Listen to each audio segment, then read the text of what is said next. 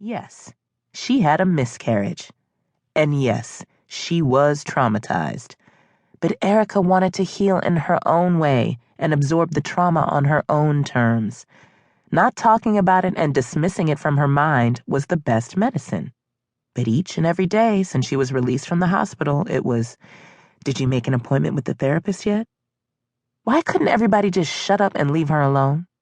So, there Arykah sat, wasting her precious time on a Saturday afternoon in a building in a corner office in downtown Chicago with a view overlooking Lake Michigan. The tides were high in early May. Arykah watched the waves crash against the shoreline. "A penny for your thoughts," Lance said. He sat in a chair next to Arykah and caressed her hand inside his own.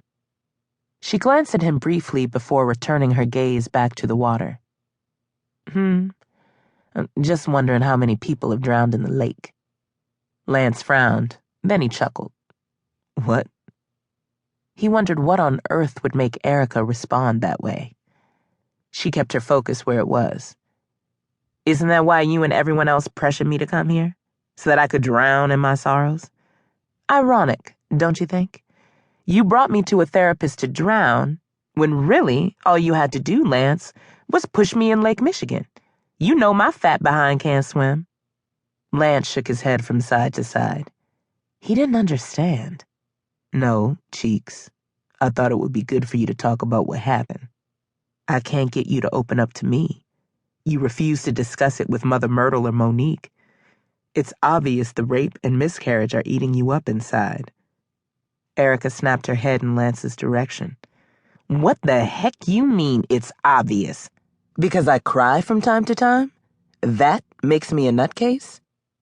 "Oh, heck, here we go," Lance thought.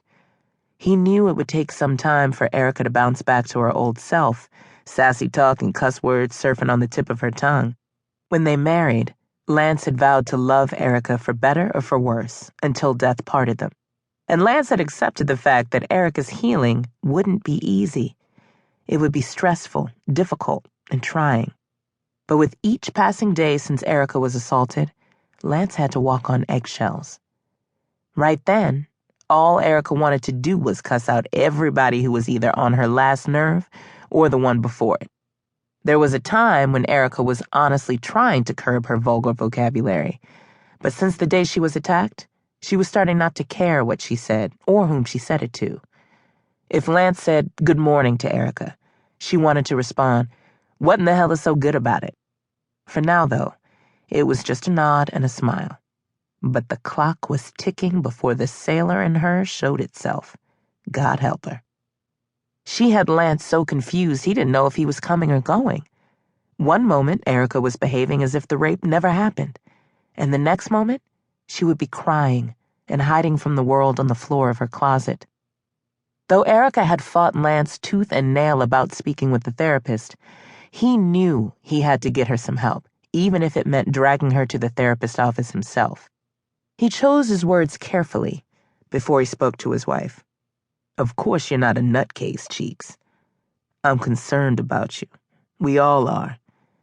Mother Cortland, Monique, and Adonis are worried that you may not be dealing with this matter in a healthy way." She raised her voice. "In a healthy way? Really? Well, why don't you tell me, Lance, the healthiest way to handle this matter?" Arykah made quotation marks with her fingers. "You think it's healthy for me to spill my guts to a total stranger about how my loving husband was not around when a man beat me, raped me, and ripped my baby from my womb?" Lance's jaw became tight. Arykah said it. She finally said what Lance had felt. He knew Arykah had blamed him, but she hadn't actually said the words.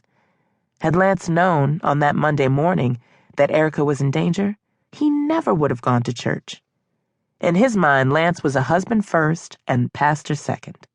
He should have been home to protect his wife. Had it been him instead of Arykah who answered the doorbell, she wouldn't have been raped and beaten. Arykah would still be carrying their child. Arykah seemed fine after she was released from the hospital. She had told Lance that she didn't miss being pregnant because she hadn't even known she was with child, and against her doctor's orders to not indulge in